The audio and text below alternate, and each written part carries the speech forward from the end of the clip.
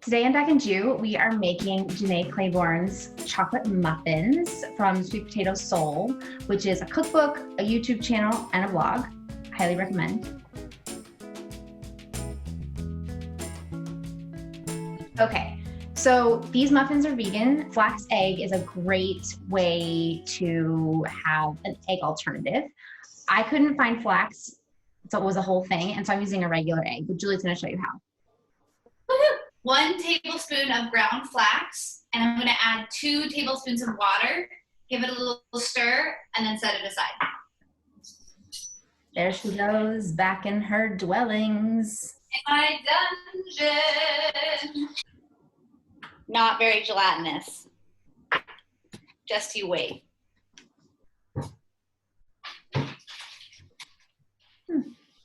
1 cup of almond flour. And then 1 cup of whole wheat pastry flour.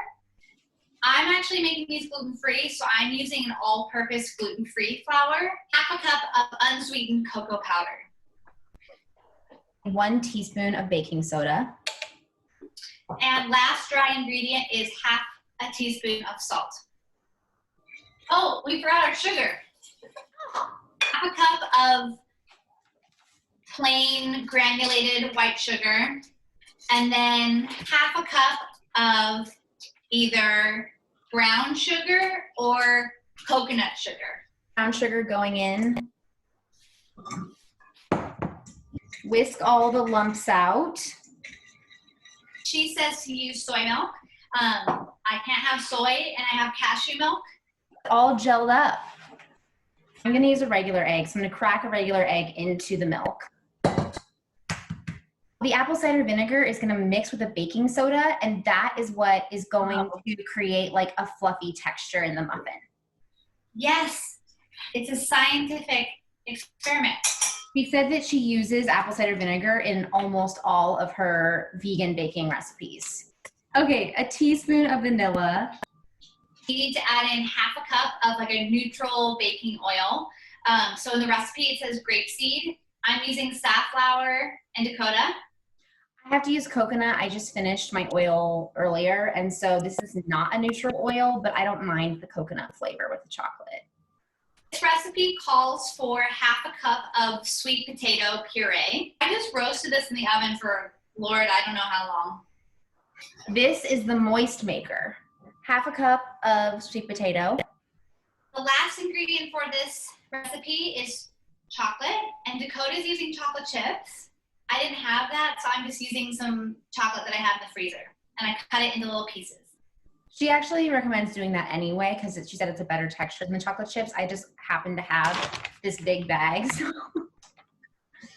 We are going to add our wet ingredients to our dry ingredients and mix just until it's moistened. We don't want to overmix. I feel like I started with a whisk, but I may need to switch to a spatula. Yeah, I switched to a spatch. Once you mix your wet into your dry and it's, just combined, you can add your chocolate. And then you want to just fold this in so that you're not over mixing. You can use little cupcake paper things. I don't have those, so doesn't either. So we're just going to grease them really well. And I could have used my tiny oil brush, but I forgot that I had it, and I'm using my fingers instead. Oh, you started doing that? I got impatient. Cupcake tray. Ooh. Ooh. She looking good. In the oven, 400 degrees, 25 minutes.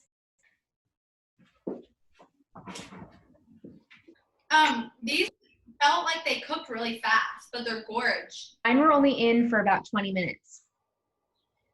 Yeah, I would say mine were like maybe 21. Oh, I let them sit in the pan for like 5 minutes, and then I just popped them out by running my knife around the edge, and they came out perfectly. I'm really excited to eat one. Well, you're going to wait for me. Oh my God, until you get all 12? Yeah. Oh. Can you see the steam coming out of it? No, but I can see my steam. Your lighting is way better, but oh my God. Look at that. Cheers. Oh, chocolate on the keyboard. Yum. Yum. It's exactly what I expected, right? Like Mm-hmm. an incredibly moist, not too sweet every time. And I don't know if it's in my head or if it's real, but I feel like I can taste the sweet potato in a good way where it's almost like rich, buttery, like it adds some kind of depth. It's a little creamy, I think, because of Mm-hmm. it. Like earthy almost. Yum. I mean, what's not to love?